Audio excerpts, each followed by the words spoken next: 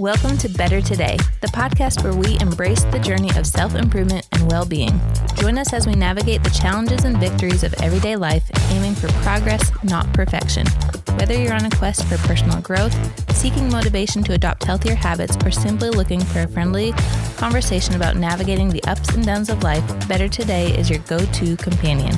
Tune in to be a part of a supportive community that believes in the power of small steps and continuous improvement. What's up, Kim? We're back. Episode 3. Let's go. Okay. I think we really should call this nap time rambles because we scramble to get this done while our kids are napping, and we do it. That's part of it. Part of being a parent, running a business. You got to get it done while you can. Okay, so in the last episode, a little recap. We bought the big calendar that you plan out your entire year on. Yep. Something we've never done before. And New Year's Eve, we sat down with a nice glass of champagne. Kids were sleeping.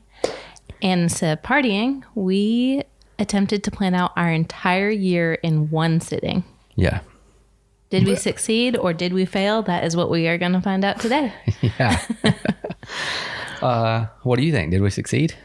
I think we were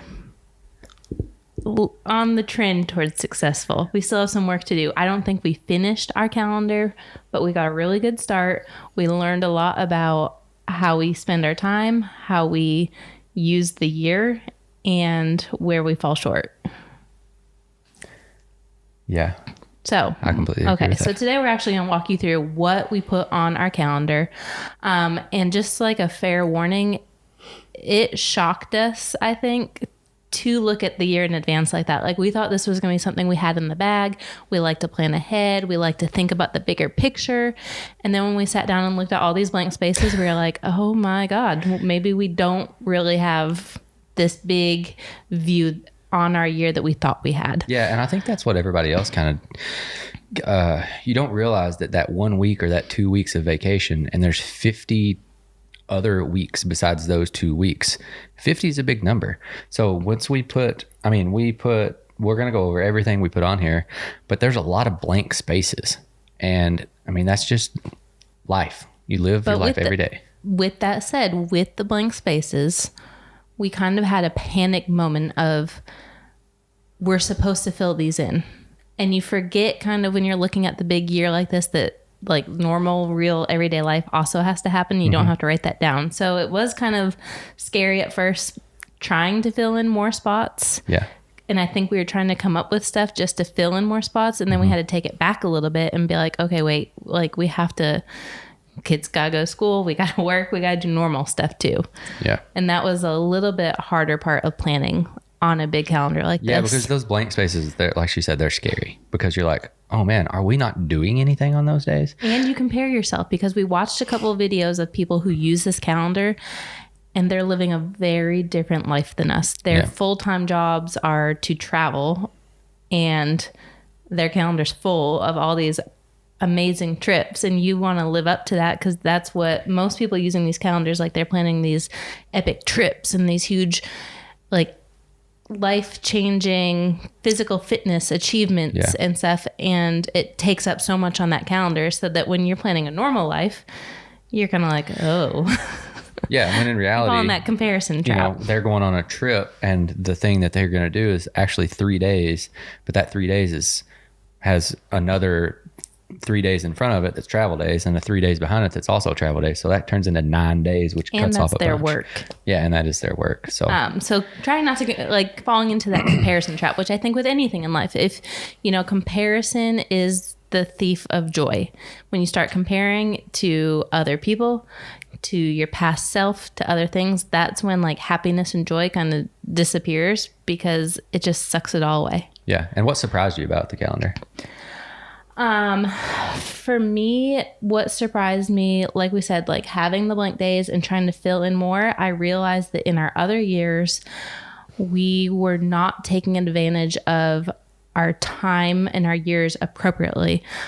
Just because your days are busy, which ours were. We felt like we were so busy and doing so much stuff. So just because your days are busy doesn't mean that your year is full. That's right. And that's the kind of the realization I came to, is that our everyday, these blank days are so busy, but it's the monotonous everyday stuff. And we weren't planning the stuff that means something. Like, you have to do that stuff. Big memorable stuff. Yeah, you have to do that stuff, but you also have to plan the memories, or else you just don't do them. Let's do this real quick before we jump into the big picture of the calendar. Let's go over what one of our blank days look like. And the reason why I say this is because I'm getting ready to design my perfect day. So what do our days look like now? And I'll go first. Go for it. Usually 3 days a week, Rose goes to school. So we're up 7:00, try to get her to school between 8 and 8:30. Then I do admin tasks between 9:00, 9:30, or 8:30 and 9:30. And I have my first appointment for the day starting at 10. After that, I run appointments with clients or meetings between 10:00 and 2:00. Come home by 3:00 usually, because then we go pick Rose up at school. 4:30, we're at the gym or gymnastics. Then we come home, eat dinner, get everybody set up, play, do whatever crafts or activities we do with the kids in the afternoons. Put the kids to bed, watch some TV, and then I work usually on sending videos and photos to the editors between 11:00 and 1:00, and then back in bed. My day is very different from yours. And my days right now are a little bit different, I'd say, in this past year, but I will still get my day, just because, like we talked about previously, Otto is still not sleeping great. And so my energy levels are not what I want them to be. So I like to get up early in the morning, and that's not something I can do very often. Yeah. So my days kind of are not where they need to be, but we're just talking about where our days are. Where we are right now is, like you said, wake up about 7 or 8. I try a couple days a week to get up before everybody if I can. If I can get up before everybody, I try to get some work done, because I try to fit a full day. I'm going to show you. I try to fit a full days of work in not very much time. So I try to get some work done if I can before everybody gets up. Rarely happens, just to be honest. Then we all get up. I either help get Rose off to school, I pack her lunch, get her clothes ready, brush her hair, teeth, get her out the door, all that stuff. By 8:00. By 8:00, or the kids are up, all of them up by 8:30 on a normal day. That means I am putting out fires for the children first thing in the morning. Okay. Well, time frame here. So from 8:00 until 8 till about 9:30, it's, getting everybody settled, trying to get breakfast, trying to get everybody dressed, trying to get everybody diaper changed, teeth brushed, all that stuff. We try to finish that up by about 9:30 or 10:00. 10 to 11, I try to take that and let them independent play in the house or out back where I'm watching them. And while they're doing that, I try to get as much cleaning and picking up and organizing and house chores that I need to get done. From 11 to 12, I do one-on-one time with the kids, whether that means we go to the library or go outside together, or we do crafts, something like that, or we just do learning stuff. Like, I try to make that really intentional time with the children. After that, we start doing nap times. Those range for each kid. Nap time, lunch, get everybody settled down by 2:00. So between 12 and 2, we're doing lunch and getting everybody for naps. Otto goes to bed between there, right? Yeah. So usually everybody's down for a nap or quiet time around 2:00. And that's when I can try to eat the fastest lunch in history, so that I can get all of my work done for all of our clients by about 3:15, honestly, because if we have to go pick up Rose, we have to leave about 3:30. If Rose is not at school, I have from 2 to about 3:45 to get all of my work done for the day. And then we go to the gym, come home, playing, dinner, getting everybody ready for bed, baths, all that stuff. And then you work once the kids go to bed. I try to read the Bible for a minute, and I pretty much am Kim's toast. Done. So I really have to fit a full days of work in that hour and a half every day. Now, I personally do not strive on working from 10:30 or 11 till 1:00, but it has to get done. and I have not found another time during the day that I can do it. So nobody's bothering me at that time. Client, they have like an 8-hour turnaround time on edits by the time we get everybody's stuff edited. So in order to get the clients their stuff the next morning, I have to send it out by like 1 a.m. And that's just the only time I've figured out how to do that. Yeah, our days are not ideal, but it's what's working right now. Yeah, but you get used to, I mean, I can't complain too much about my day, but you'll notice in neither of our days, the reason why we thought we were doing so much stuff, we don't really sit around. Like, we don't sit around and watch TV. We may watch an hour of TV a day, but we're not stagnant. Usually we're working while we're watching TV or doing something. And we're not, I have seen in the past people get home 5 o'clock, sit on the couch until 9:30, 10 o'clock and go to bed, unless they're eating dinner. And most of the time they sit on the couch and watch TV while they do that. So I think that's why our days felt so full, or our year felt so full, is because we don't really, we're never really stagnant and just sitting around. Yeah, there's a lot to do to manage a full house. And I think most people feel that. And so I think most people will relate to that feeling. Yeah. And then you just get stuck in that day-to-day life and you don't think about the bigger picture. I mean, most people try to take a vacation here or there, but that's not like life defining either. And so that's what we're going to talk about. Some of the things we put on that we think are going to change our year for the better this year. Yeah. Okay, so first let's talk about that big freaking thing, the Misogi. So this is the thing that you put on your calendar. It's supposed to be hard. It's supposed to challenge you. It's supposed to define your year. So when you think back to 2006, you'll know I did this thing that year, and you'll always remember that thing, and that's what defines your year. Yeah. We are not having a baby this year, so I can not have that be my Misogi for another year. Yeah, and a lot of the people that we watch, they do like a ultra marathon or a marathon, or like it's pretty much a lot of people run. This was hard for us to figure out. We sat on this a while on New Year's Eve, and we sat down and we're like, okay, it can't be something that takes more training time during the day. Like, we can't train for a 100-mile race. We can't add that time in and still take care of our kids how we want to take care of them and our businesses and things like that. So it couldn't be something that we had to like put an extensive amount of training into. But we still wanted it to be some kind of a physical challenge, I think. And it also couldn't be something that took, like, you couldn't go on a 4-day solo hike through the mountains. Like, that didn't make sense for our family at the time. Like, all these things that people talk about, or like we were looking at, or something like that. It didn't make sense. It kind of had to be something that we could do together.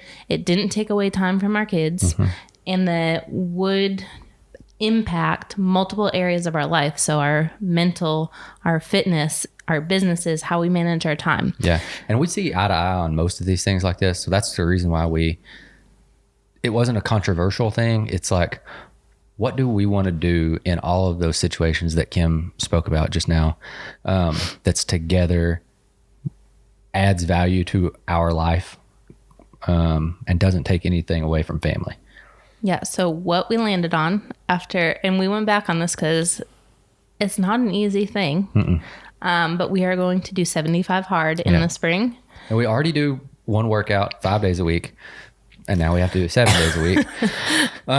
But the workout doesn't have to be one. Okay. So wait, what is 75 hard? Yeah. So we didn't write it down on here anyway. Okay. So 75 hard is 2 workouts, 45 minutes a piece.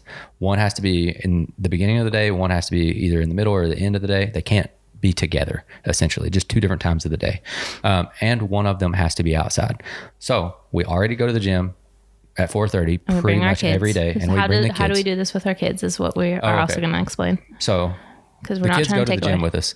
There's like 9 other kids that they play during the 4:30 class. We're very lucky for that. Yeah. So we do that Monday through Friday anyways. And so now we're just going to have to add in a Saturday and Sunday workout. But the catch is, and there's a lot of controversy behind this, you're going to burn yourself out, blah, blah, blah, blah, blah. Well, the workout can just be a 45-minute walk. So the beginning of the day, you can go on a 45-minute walk. One has to be outside. That's right. So I'm thinking Saturday and Sunday, we may just do 2 walks. I don't think they can be the same. Oh, the same activity? Oh, okay. I didn't know that part. I just knew that it had to be one of them had to be outside. But beside the point, it doesn't have to be some kind of insanely hard PR or ER workout. Yeah, so my plan for the outside one, especially because we're doing it in the spring, is me and the kids spent a lot of time outside in the warmer weather to not be in the house. And I'll just put on the weight vest when we go on our walks, or we'll do a workout together. They love working out with us. They do love working out. Like a fun front yard workout type thing. That's my plan for that part. Okay. And then you have to drink a gallon of water. Which... This is the hard part. I already drink a gallon of water every day. I do not. You have to read 10 pages of a book. A nonfiction book. Nonfiction. And you can't listen to it on an audiobook. It has to be physically read. And take a update picture. Right? Mm-hmm. And no alcohol. And no alcohol. And then follow a diet.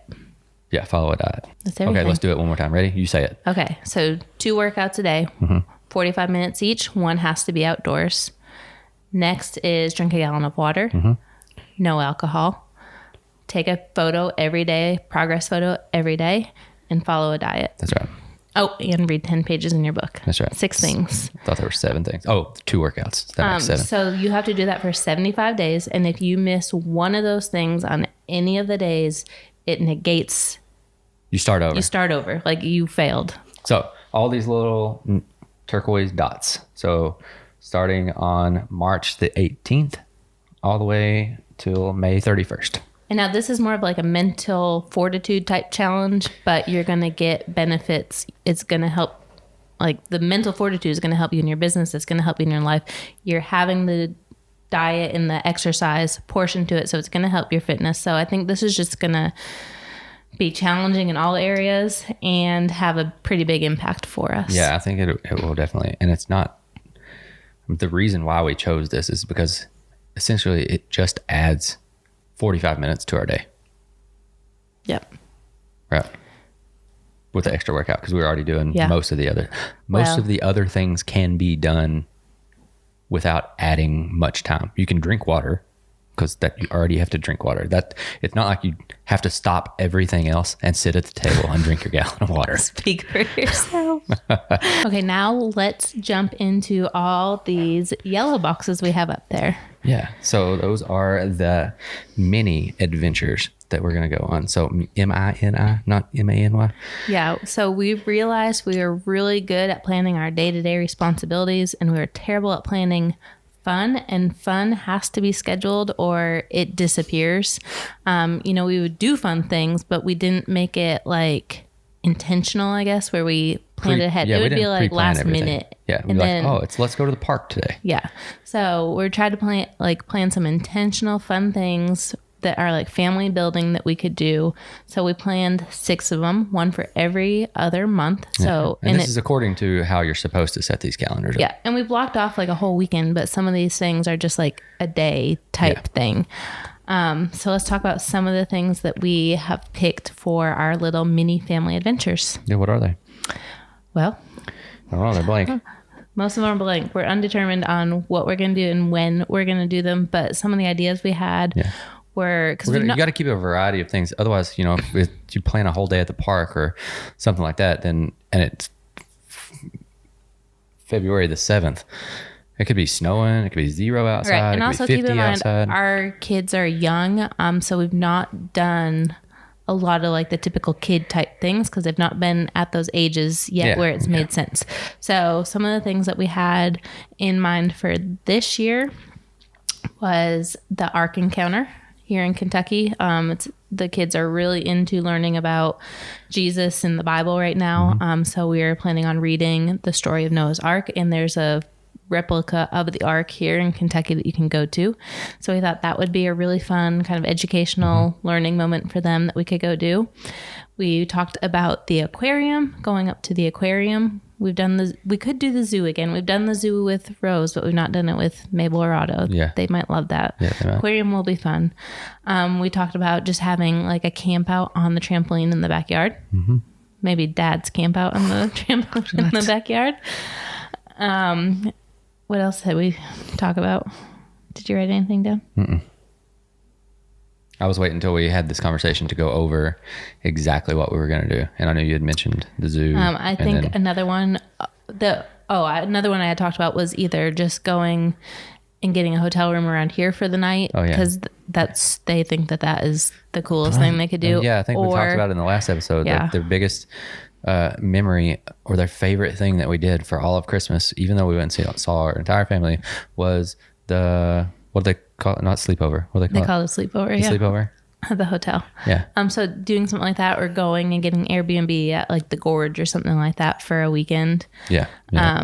There's like children's museum around here. There's so much things that we can do. We'll probably end up doing more than 6, but I want to have like 6 really good ones that they remember. Yeah. And, benefit of the business that I'm in, I have several clients that own Airbnbs down there. And, a lot of times they want us to do twilight photos and these additional things for their Airbnbs. So we could just reserve a night. Wouldn't cost us anything. We wouldn't make the money that I would typically make by doing that.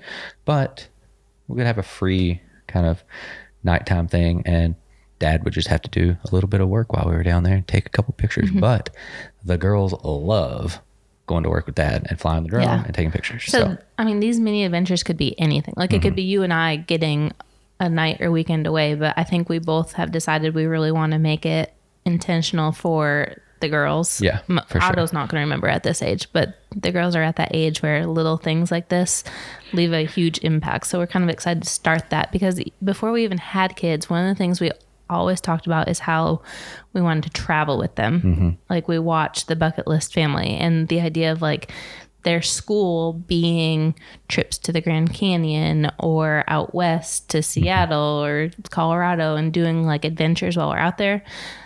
That was like one of the big things we were excited about before we had kids. We're not quite there where we can do big things like that, but this is like a start. Well, not that many. We have 2 bigger, family vacations, if you will. And then one's a Christmas thing, but they do that every year. But it's a very memorable, going to Grammy and Pops' for Christmas and it's snowing every year is a very memorable thing for the kids. Building core memories right there. Sure. So also the green ones, this is not part of like when they give you the calendar, they say, here's like 3 ways to plan it. And we've gone through 2 now, the Misogi and the mini adventure. The last one is our goals, which we'll go through. But the other thing that we kind of added on was vacations. This is not something we have prioritized because we've been so into the building phase of business that we've not had that opportunity to take time away really for long vacations aside from a couple of family trips. And that's where the recurring clients and podcast sponsors and stuff like that come into play, where we can be on vacation and have already done the work. And I'm just realizing we didn't even put our other trip to New York on there. So we would have another potential trip, but we were a little bit more intentional this year of coming up with a little bit bigger trip, more than just a day or 2 days to go on as a family this year, which will be fun. I think so we've blocked off a couple of weeks for that. Either here or here for the other New York trip, but we still have to put that on there. So that right there kind of made this calendar worth it. Cause like in the past we'll talk about like, oh, we need to get to Florida. And then you get so caught up in work and I get caught up just in the day to day that neither one of us sit down and make it happen. And now we have to make it happen because and put it on the calendar. I can literally email all of my clients and be like, hey, we're gone from here to here. But that's the thing. Like we just get so caught up in day-to-day life, as I think most people do, that you talk a lot and you don't act on that a lot. A client messaged me today about doing some specific video and I was like, hey, I've got time Monday and Tuesday. And she's like, I'm going to a conference in California. I won't be back till Friday. She already had that planned. She knows, hey, I'm not going to sell any houses this week, or I'm not going to be on camera doing any videos, but she's going to come back next week and have a bazillion ideas.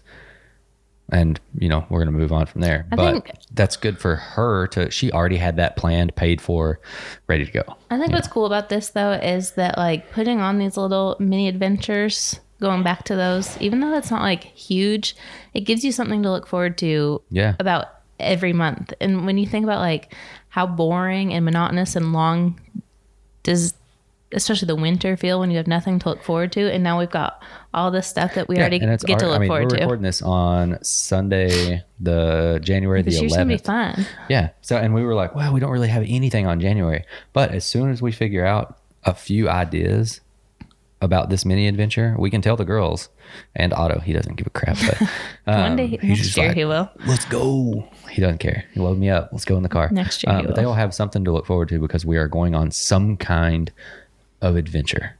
Boy, and if we market it as that to them, we're going on a surprise adventure. They love it. It's gonna be so fun. So that's very exciting. So that was a fun thing to add into this year. That's not like a big thing. It's probably things most people plan anyway. But to see it on the calendar is really fun. Yeah. All right. Next thing is hard conversations the calendar forced us to have. I didn't really know what this is. This was just talking about because like we, husband and wife doing it together, did we have any hard conversations? I think our hardest conversation was how to put the stickers on correctly. He got a little mad at me when I wasn't putting them in the right corners, these little dots. Yeah. But other than that, we're pretty much on the same page with things. Yeah. I mean, we run our life pretty much on the same page. But I also think that that's great. But I think that planning it like this, I think we talked about it in the past. Like if you plan together and you know what to expect from each other and out of the year, it takes away that opportunity for resentment to creep up in different ways. And so I think it's a really healthy marriage tool. Yeah. Whether you use this like to plan vacations and all that, just planning your goals and your year together like this is a very smart marriage tool. Yeah. And I think, a lot of people, their work and they're a husband and wife that work in two totally separate jobs, not together like we do. We converse every day about what our clients are doing, what we have going on and stuff like that. And a lot of people, this would be their time for their together time versus us. We're together a lot. And we kind of just do life together, and that's the way we set it up. Okay. Is there anything that you didn't put on the calendar that you maybe thought would have gone on the calendar? Not really. I don't know. I say not really either because we were so not intentional about planning our years before. Yeah.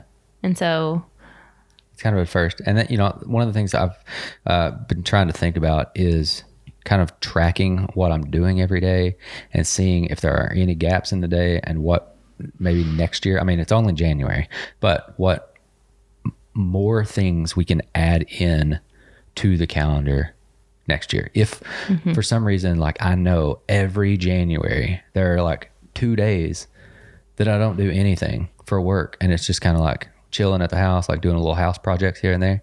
Why don't we just make those 2 days not house projects, and we'll have every month we'll have an adventure. Maybe at the end of the month or in the middle of the month or something like that, where if we figure it out, we could have a monthly adventure. I don't know if that's too much or not, but or a different kind of adventure. Like we do this kind of adventure this time, and then these 3-day adventures every other month or something like that. Okay, now that we have gone through our calendar, we've pretty much hit the big things. We've got things on here like birthdays and holidays, things that are normal on there. We've written a couple other like I put on some. Doing our quarterly things? Oh yeah, we got to do the goals. Our goals. Okay, before we get there, let's talk about. So the last thing in your plan is quarterly goals.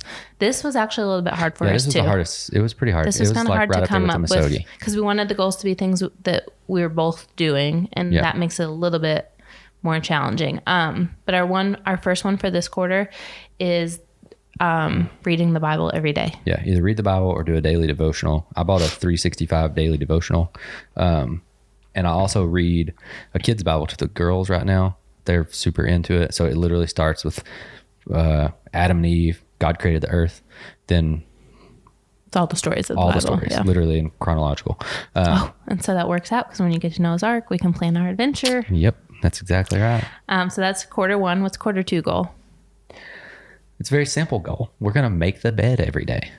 Q2. Because they say if you make the bed, or what was it, like millionaires make the bed every day or something like that? Some bullshit like that. Or like you're supposed to be more successful if you make the bed every day. But I also heard you're supposed to air that bed out and like let it be unmade so that all the dust and everything isn't sitting in there. All your cooties.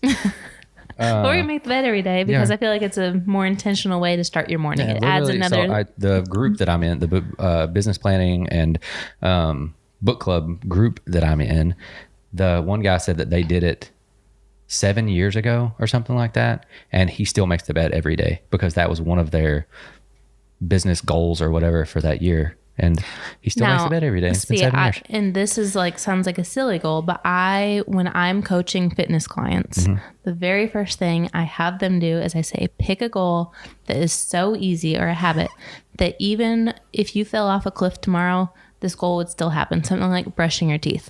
Because if you can commit to that and you can do it, you build confidence in yourself and you build confidence in your ability to succeed at other goals. Yeah. And there's research that shows, say I picked brushing my teeth. As long as I brush my teeth every day, I'm more likely to hit my goals in fitness than otherwise. And the research actually shows once they miss that goal. So say I didn't brush my teeth one day, that's where they can track people start to fall off of their goals. That's right. Their other goals. I think that's outside the reason of that. why 75 Hard has take a progress photo every day. Something simple like a progress photo. It builds that momentum and it builds that confidence. Read 10 pages in a book doesn't sound like very many, but if you're doing that at least 10 pages, not just 10 pages, you don't have to stop, but at least 10 pages in a book every day. Yeah. So making the bed sounds so simple, but it's going to be one of those just intentional things that sets the momentum for the rest of our day. Okay. Q3 goal. What did we pick? A family walk. And this is another easy one. Man, I wish we would have done that on Q2. That's poor planning on our part, because the dang family walk could have been our 45-minute outside activity. We're just going to continue that extra activity, and it'll be good for us. Yeah, exactly. Family walk. And then what's our Q4? We hadn't done anything business-wise as a business goal. So Q4, we're going to read a business book together. And the reason why we waited until the end of the year to do that instead of right at the beginning, because we wanted to see where we were in business. Another one we could have done for 75 Hard. Yeah. Well, yeah, we could have done that too. Dang, gum. But then we'd have been stacking all these things together. We want to be sure we pick the correct business book by the end of the year. So Q4, we're going to kind of setting that for the next year. Yeah, our kind of business goal for the year. And another thing that we are doing, we're 11 days in right now, we've done all the way through 10, is I'm doing 100 push-ups every day. 200 push-ups every day. So as of yesterday, I'm 2,000 push-ups in, which is kind of crazy to say out loud. And I started out doing 100 push-ups, but I changed because my year to the word is align. And while 100 word push-ups, of the year, not year of the word, but okay. Well, my word of the year is align. And while doing 100 push-ups every day was a challenging, fun thing we were doing together, it wasn't aligned with my goals. And something I'd been wanting to work on is healing my core and my diastasis after 3 pregnancies. That's right. And I've never been able to find the time to do that core work. So I switched my 100 push-ups to a 20-minute core workout while you do your push-ups. And that has been much more aligned with my goals, and it feels better and still challenging. Yeah. And so I changed that. Every night they look forward to doing 20 minutes of some kind of exercise with mom and dad. Yeah. So looking at your year, how does it feel? It feels good, actually. It looked way more empty before we put these turquoise dots on here. If only that was a trip, right? That's our big thing. 75 days is a big adventure. And we just had start 75 Hard, end 75 Hard. So all of these were blank. And I was like, man, calendar looks so empty, but it looks much more filled now that we have this, big chunk filled in. As we get going and see how things go, we will fill in with different priorities that we've just not gotten in our heads yet.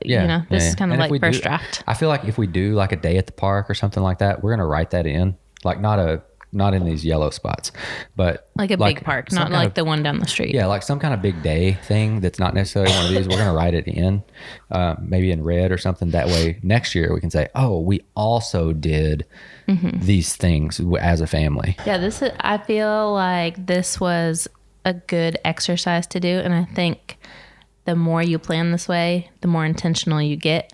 And it doesn't really add that much pressure into our lives. It just kind of creates a little bit of clarity around our year as a whole. And it makes it more intentional, because I'll be honest, I've said it multiple times in this thing, but if we didn't put these little yellow squares or the green squares for trips, we would have talked about those and they would not have happened. That's right. We would have worked. We would have been busy, quote unquote. Yeah. And go ahead. I changed my word of the year.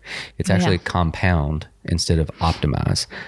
Because optimize, doing a little bit of research, optimize would have been paralysis by analysis, and I would have tried to overdo everything and optimize my days. Instead, I switched it to compound. So it's daily actions that compound over time to create a bigger win at the end.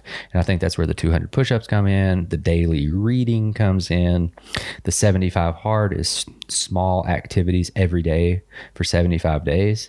And all of that combined with small daily activities makes for a great year. At the end of the year, I'll have done over 70,000 push-ups. Yeah. That's nuts. Calendar doesn't lie. It's going to show what you prioritize. That's right. And we're not sharing this because we have it all figured out. We're sharing this because we thought we had it all figured out and we completely did not have anything figured out. And we realized we had to be more thoughtful about our time. Yeah. Yeah. It definitely reduces like how much you have to think about mentally. You're like, oh man, we need to go on vacation. When are we going to find the time? Blah, blah, blah. All of those things. We should have, it's already December and we haven't done these 20 things that we said we were going to do. Oh, wait, we didn't put it on the calendar ahead of time. So that's the reason why we didn't get those things done. Mm-hmm. We're planning memories this year. Yeah. Okay. What else you got, Kim? I think that's it. I think that covers it. It was fun. Yeah, it was fun. I loved it. And we posted it on social media that we were doing this. We posted the last episode, and I've had 2 people tell me that they've ordered these calendars, and I'm going to ask them what they put on their calendar. Yeah, we need to know. If you have a calendar like this or just any kind of planning, if you planned out big things in your year, let us know, because that's fun. I like to know what other people are doing and like how they're using their time, because it inspires me to think of different ways we could use our time. But I think that's it. At the end of the year, we have to go back through and say, what did we do everything we said we were going to do? That's right. There's no secret. I can never say this. Why can't I say this? I don't know. There's no secret to success. You have to work for it. Or in this case, you got to plan for it.